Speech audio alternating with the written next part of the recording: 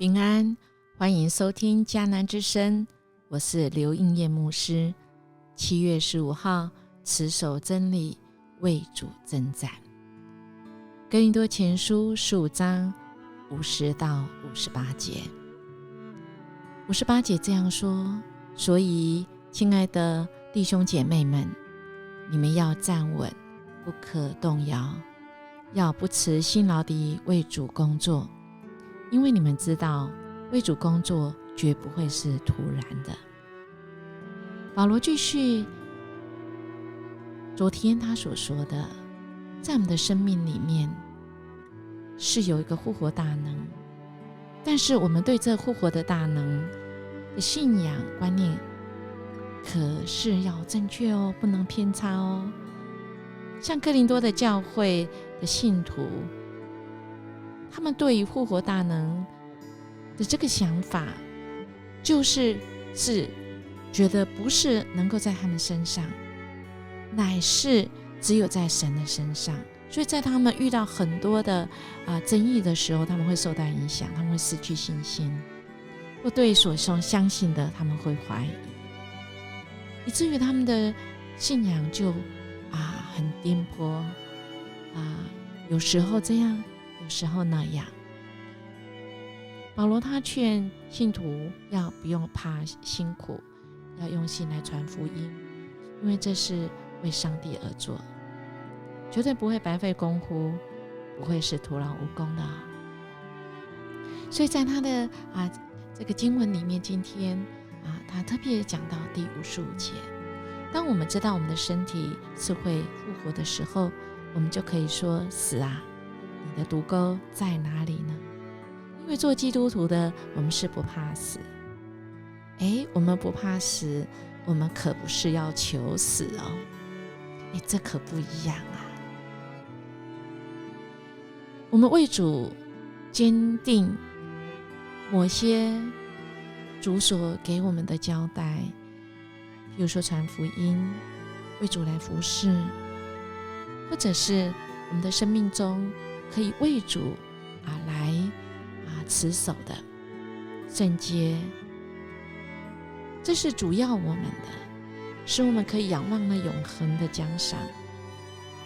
可以活出保罗给我们的托付。他这样说神给我们的托付是：所以我亲爱的弟兄们，你们要坚定，不可动摇，常常竭力多做主工，给做不了啦。这是我们都做了，神不会亏待我们的，神是要纪念我们。主知道，因为知道你们的劳苦在主里不是突然的。亲爱弟兄姐妹，主知道的，我们不会白做的。主知道我们在这世代中，在这个欲望的城市，我们为主坚持什么，别人可能不知道，别人或许不支持我们，但是我们的主他知道，他成为我们最大的支持。求神来帮助我们。我们今天可能会遇到很多重要的抉择，但我们站在哪一边呢？我们站在真理，在上帝那一边，还是我们不断的祷告：主啊，你来站我这边，好不好？我们今天真的成为耶稣的基督的精兵。我们在暑假的期间有很多的营会，虽然我们在疫情的关系，我们的教会有线上的夏令营，我们看到一群年轻人的，他们1个月的时间每天在线上跟着这80位的儿童跟家庭，求主来帮助，我们也为他们来祷告，使我们的生命持守真理，即便我们遇到很多困难、逼迫、病痛、挫折，我们仍然努力不懈为主来工作。我们在这混乱的时代，有人说最坏的时代就是最好的时代，但我们必须持守真理，我们必须为主全力以赴，我们必须为主奔跑前面的路。我们连接于基督，我们明白神的话，我们穿上属灵的军装，我们往前冲。主必保护我们，给我们够用的恩典，让我们得胜有余。我们一起来祷告。永不改变的主，你恩典满满，谢谢你成为我的磐石，我的力量，我的拯救。当我的生命，当我的